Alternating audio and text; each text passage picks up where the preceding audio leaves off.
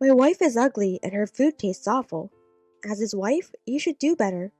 The words of my uncle, who was red-faced from alcohol, were advocated by other men and their relatives.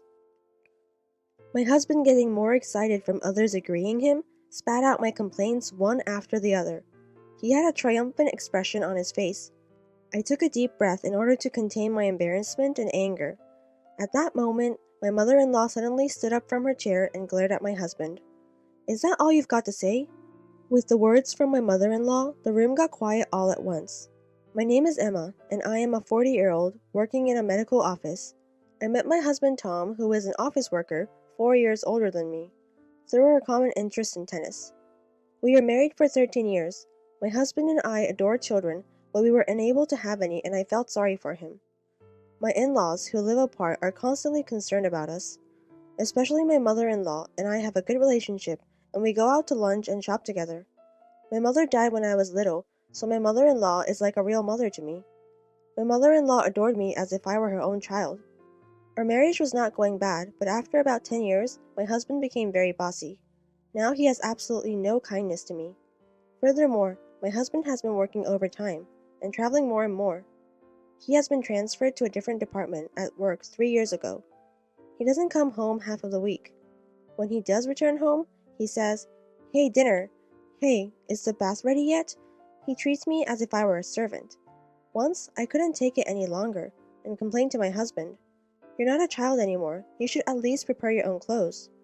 Then he said, "What are you saying? Your duty is to obey me as your husband. Don't complain. You're my wife." For an hour, my husband pointed his finger at me, raised his voice, and abused me. Not only that, but he would repeatedly bring up this incident whenever he is in a bad mood, and there was nothing I could do about it. Because my husband was so annoying and troublesome, I had no choice but to obey him. When I was sitting at the table for dinner one day, he asked, "What's with all the vegetables again? Am I a rabbit? Now get up and put the meat out already." "You have high cholesterol, so I thought it's better to cut back on the meat." As if to interrupt me, he got up from his chair and threw the meal I made onto the floor. "Nobody knows my body better than I do. I'm going to eat out." "Wait!" My husband ignored my attempts to stop him, leaving the house with only his wallet and cell phone. He closed the front door loudly behind him. Every day I had searched the internet for recipes that reduced salt in meat for my husband. His cholesterol was high according to the company's medical checkup. All of my efforts were worthless. I picked up the food that made a mess on the floor, feeling depressed. My husband returned home 3 hours later, humming a song, drunk. I had no choice but to pick up his coat he threw on the ground and realized that it had grilled meat and perfume smell. I had suspected in the past that my husband was cheating on me, but there was no proof, so I tried not to be concerned. However, the scent of the perfume made me suspect my husband of cheating even more strongly this time. Since then, when my husband gets in a bad mood, he would leave the house without saying anything, and he takes a bath as soon as he gets home every time. Ah, it's the same perfume. I could smell it, even from the laundry basket, without smelling his coat directly. You won't be able to sing carelessly in the shower soon. Gaining confidence that he is cheating, I decided to get the evidence to put him in hell. 3 weeks later, we were heading to in-laws' house. Every New Year's Day, all the relatives gather at my husband's parents' house for a party. All the relatives had already gathered when we arrived. On the table, there was a colorful and delicious-looking New Year's dinner prepared by my mother-in-law. My husband and I wished my in-laws and other relatives a Happy New Year. "You don't have to be restrained, Emma. Go ahead and eat them." "Yes, thank you very much." My husband looked at me with dissatisfied expression as I was sitting down appreciating my mother-in-law. "Hey, where are the chopsticks?" my husband exclaimed. I went to the kitchen, got them from my mother-in-law, and gave them to my husband. "Hey, where are the cups?" he asked. "Can't you do that without being asked? You should care about your surroundings." Even though all of our relatives were there, my husband kept abusing me. "I'm not a psychic. You should at least tell me or I won't understand." I contained my irritation and handed him a glass, and he sipped the sake the relatives had poured him with a delicious smile. "Would you like a glass too, Emma?"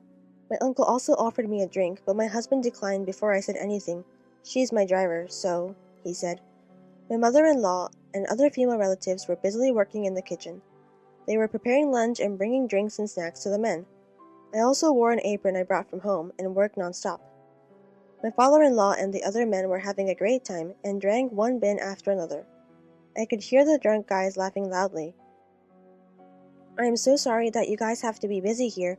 I believe we should take a break." My mother-in-law prepared some hot tea for us. When we were drinking the tea and having small talk, I heard my husband's voice from the living room. "Let's go around revealing things we can't normally say. Let's relieve stress talking about them. It's a new year." The men rejoiced at my husband's suggestion. The loser of the rock, paper, scissors is allowed to say whatever he wants. My husband, who was weak with alcohol, then he thinks was so drunk he couldn't even speak properly. Sounds like a lot of fun. My mother-in-law smiled and seemed interested. Actually, I had something planned for this New Year's Eve party too. Then my husband said something unexpected and I decided to use this opportunity. I took something from my bag and put it in my apron pocket. Rock, paper, scissors. With a loud yell, the game started. The losers complained about their salaries, or their bosses, one after the other. So true, so true. The listeners agreed as the loser complained. Finally, my husband lost the rock, paper, scissors, and it was his turn to present his daily complaints. I was both excited and nervous about what he was going to say. My complaint is that my wife is unattractive, and her food tastes bad. My mind went blank from shock. My father-in-law flusteredly cleared his throat. "When you guys got married, you were complimenting her beauty and cooking skills." "That was a long time ago, Dad. She now only serves tasteless food, full of leaves, like rabbit food." My uncle's expression darkened when he heard this. "That's awful. Being his wife, she should do better." My uncle's words were advocated by the men. No one knew I had been thinking about my husband's health and cooking every day. Therefore, people were saying whatever they wanted. Listening to that, I was embarrassed and angry, wanting to just run away. Following my husband, the conversation changed to complaints about their wives. "I work hard every day, so increase my allowance. Stop whining and just obey me." The father-in-law was smiling as he listened, but the wives on the other end remained silent and looked down. Then it was back to my husband's turn. "Everyone is fortunate to have children," he stated. "My wife is a defective woman, incapable of having children. My husband should know how badly I wanted children. I had never imagined he'd abuse me like that." Sadness and frustration filled my heart. I took a deep breath and tried to keep the tears from welling up in my eyes. "Everything will be fine, Emma." My mother-in-law took my hand gently. She sighed deeply and stood up from her chair, approaching my husband with a dark expression I had never seen before. "Is that all you've got to say?" The men were surprised by how mother-in-law yelled, as she usually appeared kind and obedient to their father-in-law. The lively atmosphere changed dramatically and became quiet. "Hey, we're all having a good time," my father-in-law said to my mother-in-law. "There's no need to be angry." "What? You guys are the only ones having a good time. You're the one who had to put a stop to them. Shame on you." "Defective woman? How could you say that?" Yes, that is right." With a troubled expression on his face, the father-in-law looks down. "Can't you see that we, too, have a lot to say to you men, right?" The woman, who had been silently nodding, burst into applause. Now, don't be afraid to speak up. Let us say whatever we want, and we will feel better." Mother-in-law's words triggered the women to express their true feelings one after the other. "Increase your income if you want more allowance. Why don't you just do things on your own if you don't want us to complain? I would want you to do things for me instead." When the wives made precise complaints about them, the men went speechless and apologized one after the other. Only my husband remained cold and did not seem to care. "What's bad about telling the truth? Why would I apologize?" No one replied to my husband's question, and they exchanged awkward glances. "I will not apologize, and I will repeat myself. Such an unattractive wife, a bad cook, and a defective woman who can't have children." My husband humiliated me, repeatedly pointing his fingers at me. At this point, the sadness and frustration I had been holding back turned into uncontrollable rage. "You have no right to say such a thing to me." I approached my husband calmly, secretly controlling my cell phone, which I had hidden in my apron pocket. "It's not fair that you only get to relieve stress. I would love to too, and you wouldn't mind, right? You have complaints about me? Don't be a fool. I would understand appreciation, but not complaints." "Oh, let's see." I took an envelope out of my pocket and spread the pictures that were inside on the table where all the relatives were seated. The photo showed my husband entering a seedy hotel room with a woman in his arms. Another photo showed my husband exiting the apartment where she lived, holding her hand. I installed a GPS device in his car after gaining confidence about the affair so that I could always find him and take photos to prove the affair. I had brought it with me for discussing it with my mother-in-law later in private, but I had to do this in this situation. All the relatives were surprised. The room became noisy. My husband was frantically collecting the photos. It is common for a husband to cheat on his wife, right? Guys, come on. My husband asked for agreement to the men, but no one agreed. When my uncle, who had previously supported my husband, was critical about cheating, saying no, that can't be forgiven. The men nodded strongly in response to his uncle's words, but my husband remained steadfast. You guys can't even cheat on your wives? Haha, shame on you guys. My uncle stood up when he heard my husband's words. Who is the most shameful, huh? That's right, the men exclaimed. They stared coldly at my husband. My husband appeared to be trying hard to appear strong and right.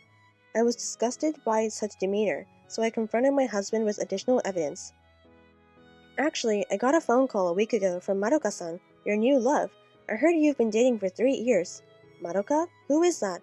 Don't try to fool me. I heard you had a crush on your subordinate. And Madoka-san is 7 months pregnant.